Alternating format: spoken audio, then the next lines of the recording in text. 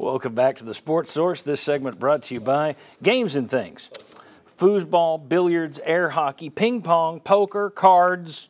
When it comes to table games, no one carries more top-of-the-line brands and options than Games and Things. Their showroom is basically a fun house. From big games to small, they carry it all. Man, that rhymes. Games and Things, because life should be fun. All right.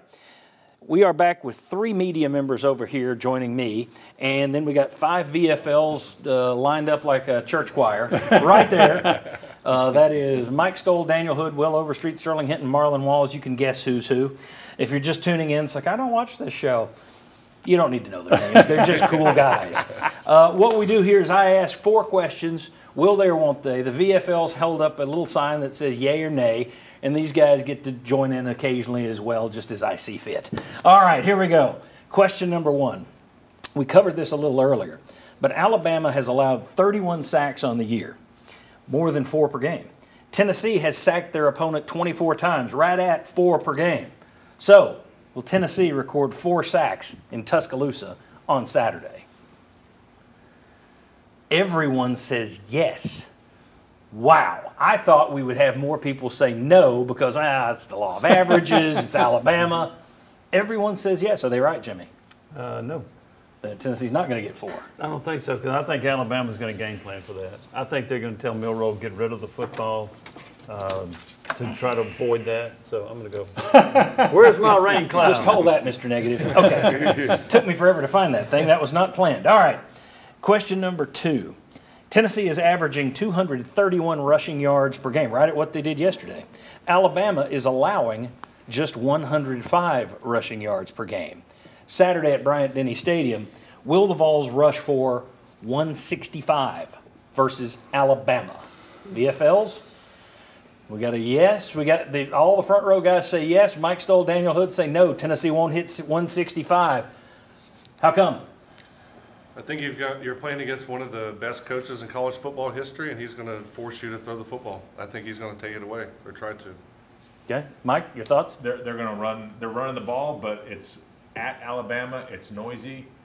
That gives a lot of problems for an offensive lineman right there. Should I change my answer? The rain cloud feeling. Wait a second.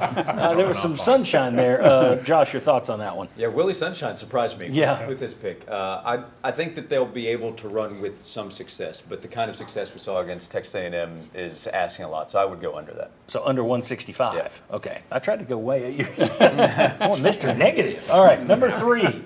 Question number 3. Dee Williams has touched the ball on 10 punt returns and 6 kick returns this year, including yesterday's game-changing touchdown. He's been practicing on offense. Will Dee Williams touch the ball on offense at Alabama? Yes, yes, yes. Daniel Hood says no, he's not buying it. All right, I'm back to Daniel. How come you're not buying it? It's UT Alabama. You don't want to put that game in the hands of someone that's not had the ball in their hands on offense that year. I think he'll get it on punt return, something like that, but not on offense. Interesting take. Yeah, okay. I bet Chuck. if you've been working on this in practice, and then if you had the idea that he was going to have some touches on offense, I think that is the time to do it. You've got to have a game breaker out there, and he is. So I would say yes. You need something on offense, you need whether it's end arounds, scheming up plays we haven't seen, going into the bag of tricks, or getting more touches to Sampson in space, getting the ball to Dee Williams' hands. You need something. Let me ask you this. Let's assume he does get the ball. Does he get it on a handoff? Do they hand it to him or do they throw it to him? I say pass. I would hand it to him. I think that's safer. I'm going to do a speed sweep with him. That's what I would do, yeah. I'll Cavaliers and say it will be behind the line of scrimmage, either handing or throwing. They will bounce it off Dante Thornton to him. Okay, last question here. Alabama is allowing 187 passing yards per game, 187. Joe Milton is averaging 211 passing yards per game. Will Joe Milton throw for at least 200 yards versus Alabama? The VFLs say no, no, yes, yes. Daniel is just Mr. Negative. I would be interested to see who he picks in this game to win. All right, Willie Raincloud, you're back to your old self. How come you're saying no for 200 yards for Milton? I watched that last game yesterday. You're going to make Sterling mad. Also, it's an away game, and we haven't been very successful at away game. And so, I mean, on the road, with the crowd noise, I mean, I just don't think you're looking at this and saying we're gonna be more successful or at our average in this kind of game. I think they're gonna be below average. All right, very good. I appreciate it. Now let's take a look at what you guys had to say with the final results of our poll today. How do you feel after Tennessee's win over Texas A&M? 57% of you say great about the defense. 43% of you say I feel awful about the offense. I expected that to go the other way.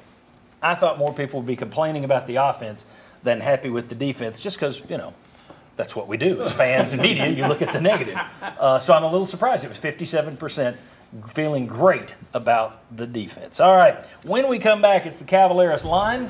It is the leaderboard from last week, and it's how you can play along, possibly win a chance, a 3-day stay in the Smokies. 3 day, in the Smokies. We'll let you play that next, and we'll be back on the Sports Source.